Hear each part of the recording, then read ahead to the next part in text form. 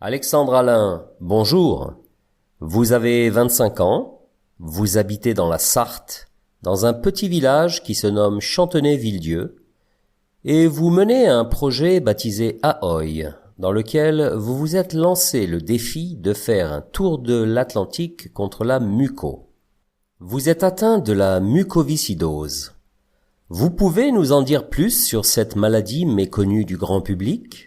Donc la mucoviscidose, c'est une maladie génétique dont je suis atteint dès la naissance. C'est mes parents qui m'ont donné les deux gènes atteints de la mucoviscidose, donc j'ai la mucoviscidose depuis ma naissance.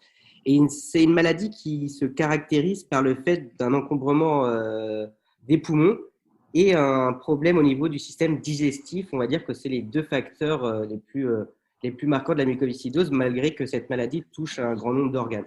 En 2014, vous avez participé à un premier défi, faire 11 000 kilomètres à travers l'Europe. Vous pouvez m'en dire un peu plus ? Effectivement, en 2014, avec deux amis à l'époque étudiants, on s'est lancé dans un défi, c'est faire 11 000 kilomètres en 23 jours à travers 19 pays d'Europe pour sensibiliser à la mucoviscidose et montrer que malgré un handicap ou une maladie telle que la mucoviscidose, on peut quand même voyager et pouvoir profiter de la vie avec ses amis. En 2017, vous avez bénéficié d'une greffe des poumons. Comment vous sentez-vous depuis 3 ans ? Qu'est-ce qui a changé pour vous ? Ce qui a changé pour moi, c'est un soulagement du fait des soins journaliers de la mucoviscidose où il y avait beaucoup de séances de kinésithérapie et d'arrêt au sol tous les jours. Donc il n'y avait pas de repos, on n'a pas le droit d'avoir de repos quand on soigne la mucoviscidose.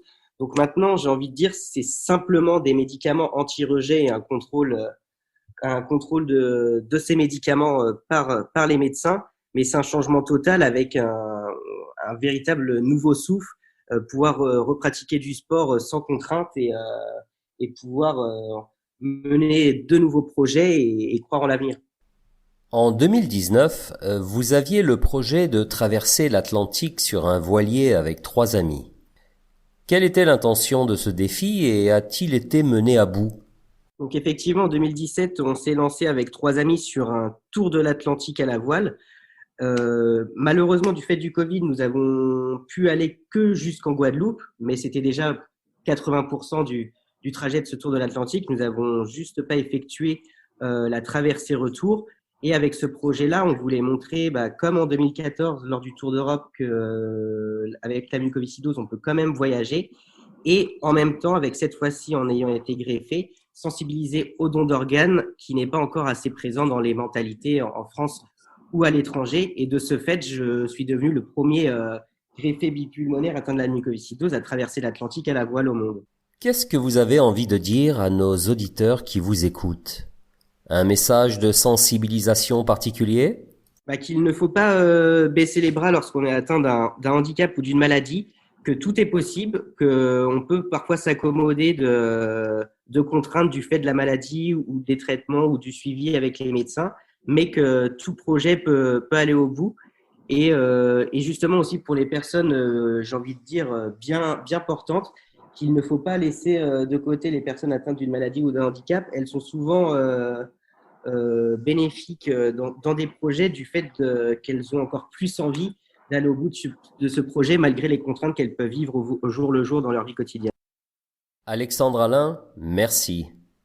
Chers auditeurs, si vous souhaitez soutenir la cause de combat contre la mucoviscidose, vous pouvez envoyer vos dons à l'association d'Alexandre qui permettra de sensibiliser plus largement à la lutte contre la mucoviscidose et au don d'organes. Cette association s'appelle sailingahoy.fr. Je vais l'épeler pour vous. SAILING petit tiret AHOY.fr.